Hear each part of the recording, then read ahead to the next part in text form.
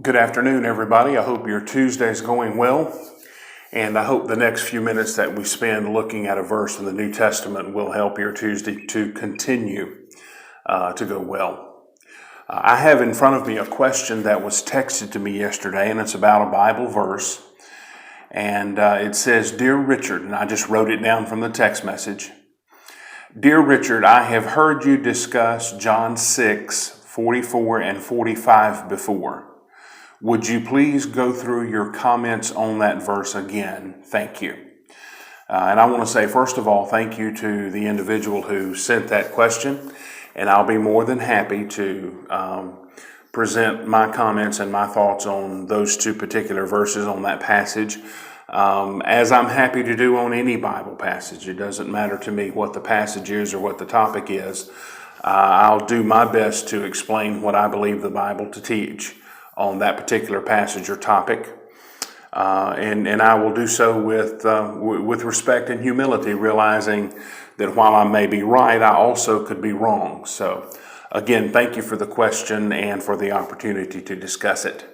John 6:44 and 45, and I have my New Testament here, and I'm just going to read the verses directly from the New Testament.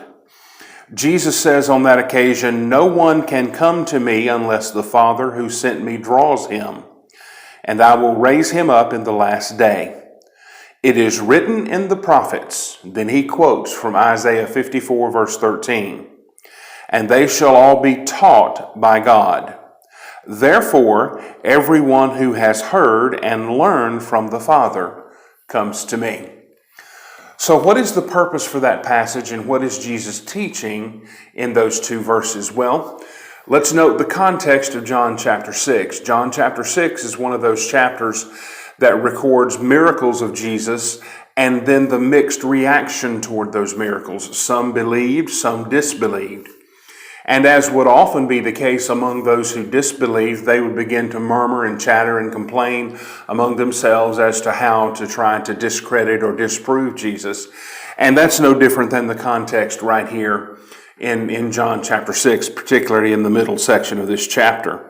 In fact, verse 42 says, just a few verses before, is not this the son of Jesus, the son of Joseph, whose father and mother we know? How is it that he says then that I have come down from heaven? So they're questioning the credibility of Jesus and his identity as to whether or not he was from the Father.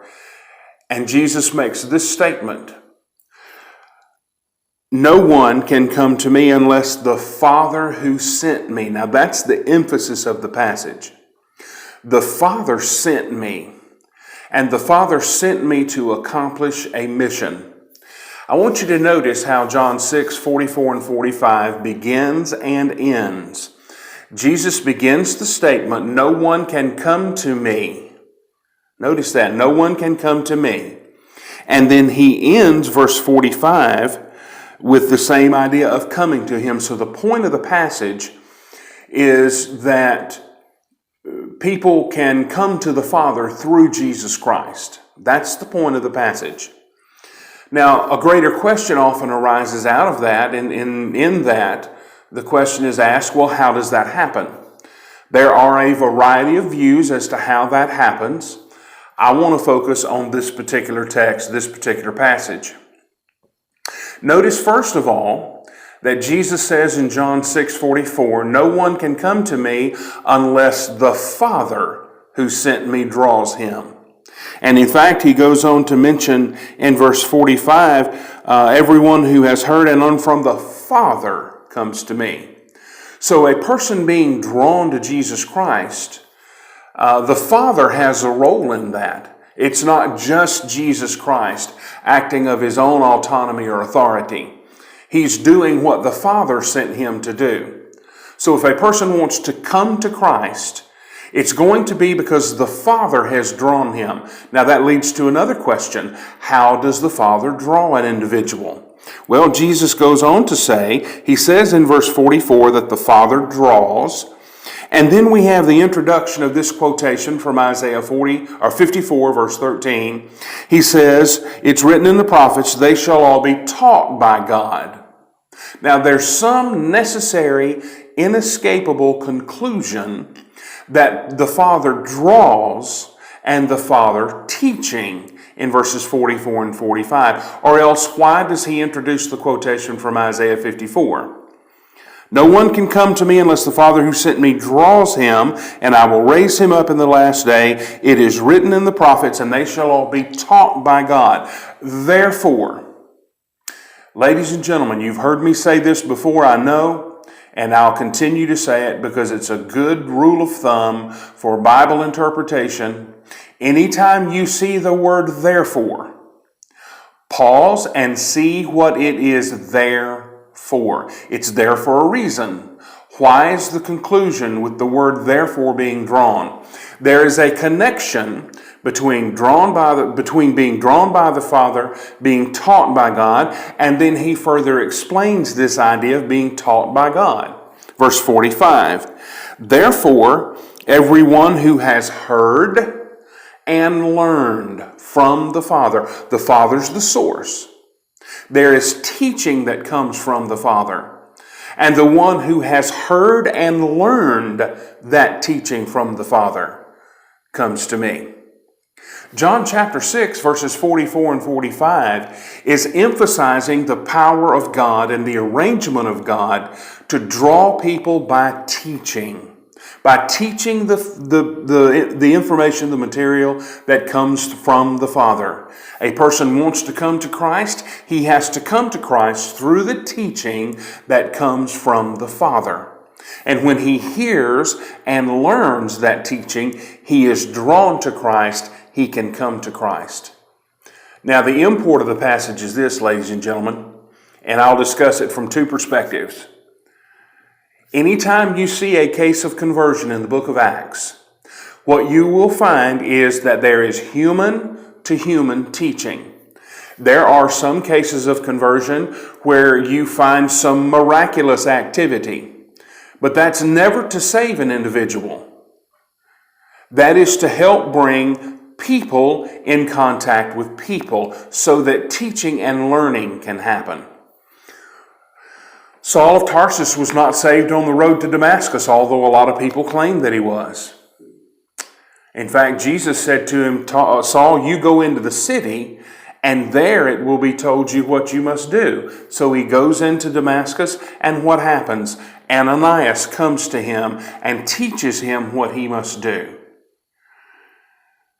Cornelius in Acts chapter 10 sees has the angel come to him and tell him, your prayers are recognized as a memorial before God. Therefore send to Joppa and get Peter. And when Peter came to Caesarea, where Cornelius was, then in fact Peter taught that group of people that was gathered. You see, it's through that process of teaching, which leads me to the second point, and that is, if teaching is the way that God draws people today, and according to John 6, 44 and 45 it is, then how important is it for us to teach in whatever way that we can the New Testament, the Bible, the will of God according to Jesus Christ? Teaching in avenues like this, teaching in avenues like sitting across the kitchen table, or sitting down and writing somebody a note, or sending a text message. Meeting with them at Starbucks to study the Bible. Public assemblies where the Bible is taught. Bible classes where the Bible is taught. Online opportunities to teach and spread the gospel. That is how God draws people today.